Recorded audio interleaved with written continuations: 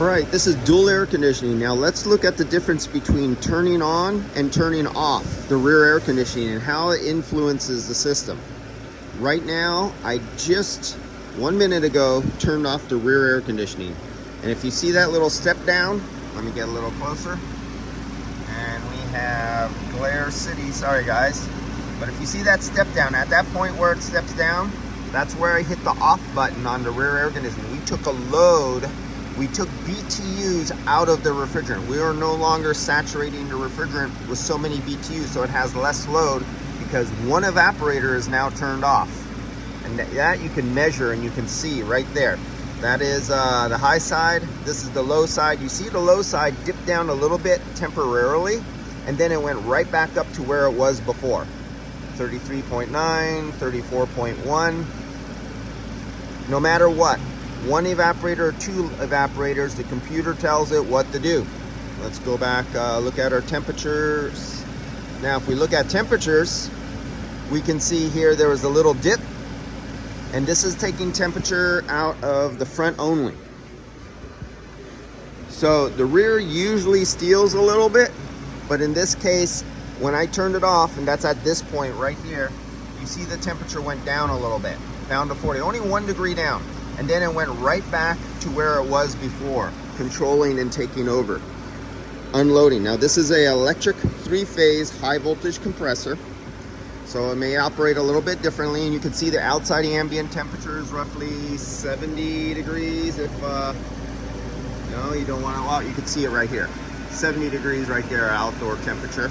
So we're at 70 degrees, and you can see we're at 130, the high side. Look at our superheat. Here's our subcooling. Now I'm going to go back and turn on and add load to the system by turning on the rear evaporator. And you see the doors open in the rear, so it's going to be sucking 70 degree air over the rear evaporator, located right there. Let me go up to the controls and let's turn it back on. High fan speed. Here's one of our fans. We're in the face mode. It's all coming out here. So now we just added a load.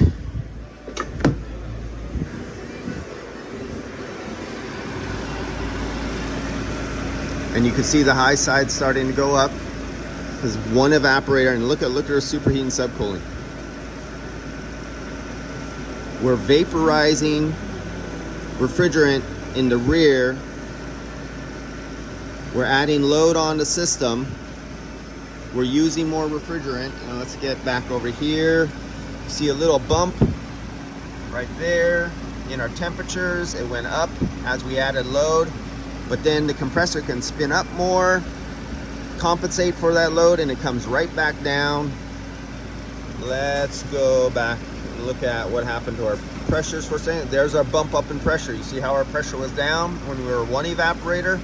As I added the second evaporator and we added more load, the high side is going up, and we can see the low pressure did a little bump, and went up just like 1 psi, and then controlled and went right back to where it was before. No difference.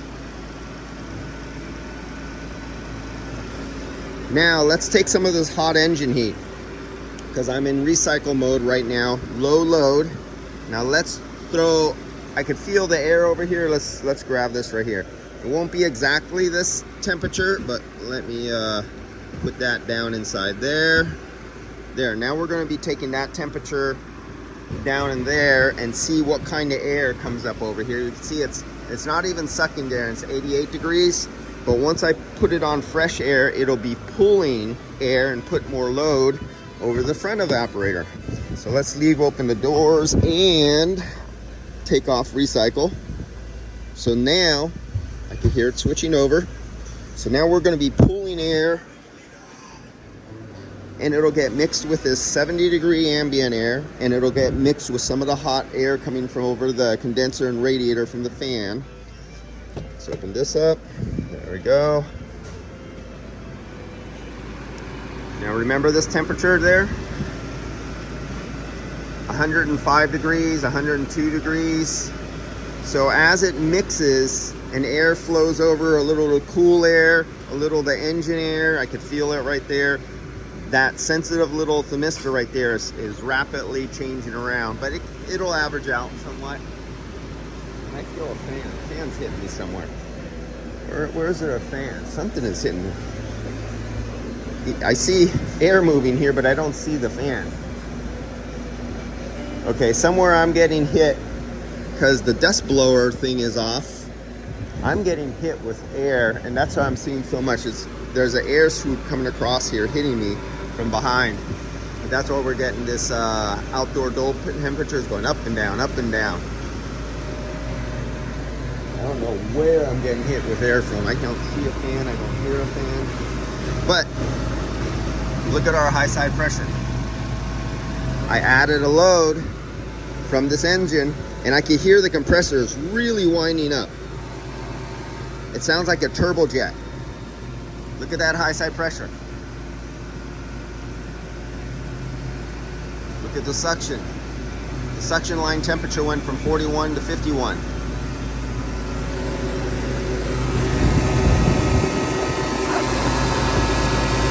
Can you hear that? That compressor is getting up there around 6,000 RPMs.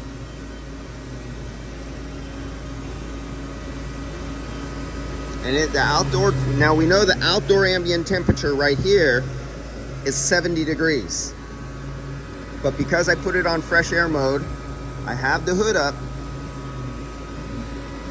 we can see what's happening. Yeah, I can hear what's happening with the compressor down there. That thing is winding. So it's trying to do its job of holding and maintaining the indoor air temperature to what is called for, which is minimum. Look at where temperature went up to 47 degrees out the dash. Oh yeah, I'm sorry, I got it. 47 degrees right there. You can see the hump, it went up, and it's staying up high because it cannot overcome this load of hot air that's coming in here. It can no longer maintain 47 degrees because this air is too hot.